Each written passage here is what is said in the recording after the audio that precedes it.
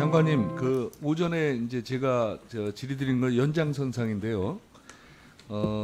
이게 이제 제도 개선을 추가적으로 할 필요가 있는 공인중개 제도에 대해서 질의를 드리도록 하겠습니다. 공인중개 제도를 왜 우리 사회가 가지고 있어야 합니까? 장관님 생각하시기에.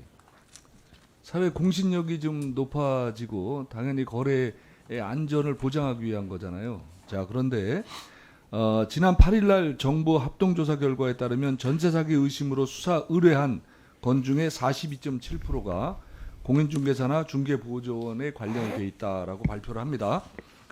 자, 공인중개제도 개선이 이루어진다면 아마도 굉장히 사회 신뢰도가 높아질 거라고 생각을 하거든요. 자, 공인중개사 중개보조원 관리 필요성에 대해서인데요.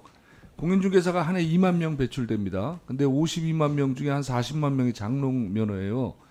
이게 이렇게 많이 배출해서 장롱 면허를 계속 쌓아둘 필요가 있나요? 그걸 질문 드리는 거예요. 제가 장관님한테. 자, 그다음에 공식적으로는 중개 업무를 할 수 없는 보조원들이지만 보조 역할을 하지만 임차인이 구별하기가 어렵습니다. 자, 그러면 중개 보조인의 숫자가 지금 몇 명인지 아십니까? 법이 개정돼서 5명? 예, 그러면 이게 적정한지도 한번 검토를 해볼 필요가 있고요. 자, 또는 중개 보조원 숫자에 따라 이분들이 내는 공제율이 좀 달라져야 되지 않겠습니까?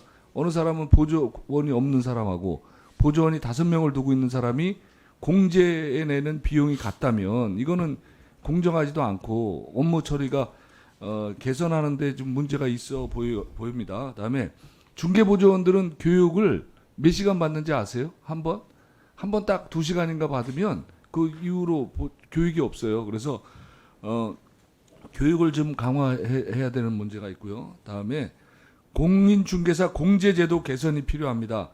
계약상 과실을 전제로 1년에 2억 원 정도의 보상을 합니다. 한 25만 원 정도 비용을 내는 거로 알고 있어요. 공인중개사들이. 그런데 만일에 이렇게 전세 불법 행위까지 확대를 한다면 전세 사기 발생 시에 임차인의 부담을 좀 완화시킬 수 있을 거라고 생각합니다. 그런데 공인중개사만 부담하면 너무 불공정하니까 이것을 여행자 보험처럼 임대인이나 임차인이 계약을 할 때 선택할 수 있도록 한다면 피해 구제에 큰 도움이 될 것 같거든요. 그것도 한번 검토해 보셔야 될 겁니다.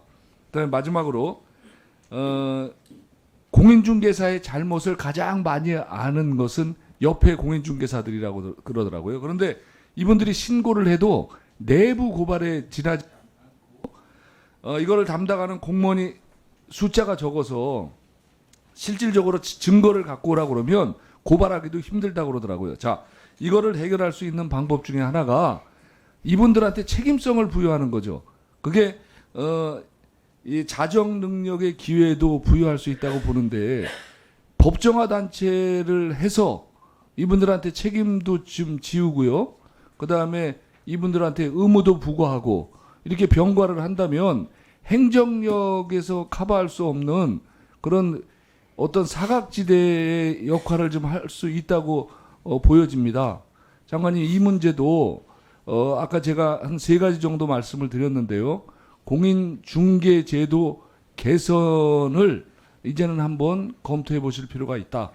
그래서 이거를 검토를 좀 하셔서 좀 답을 주셨으면 합니다. 예, 알겠습니다. 지금 민간 또 우리 정부 또 학계 이렇게 참여해서 중개업에 대한 제도 개혁 태스크포스를 지금 짜 있습니다. 논의 중인데 지금 말씀하신 대부분이 검토 내용입니다만은 법정화는 조금 맥락이 좀 다른 요소가 좀 있는 것 같고요. 지금 일단 안심전세앱에다가 이 중개사가 보조인인지 중개인인지부터 임차인 세입자들이 알 수 있게끔 하는 당장 가능한 이 정보 공개 이 부분들을 저희들이 좀 강화를 하고 있고요. 아까 말씀하신 전반적인 제도 개선을 목표로 저희들이 심층 검토를 하겠습니다.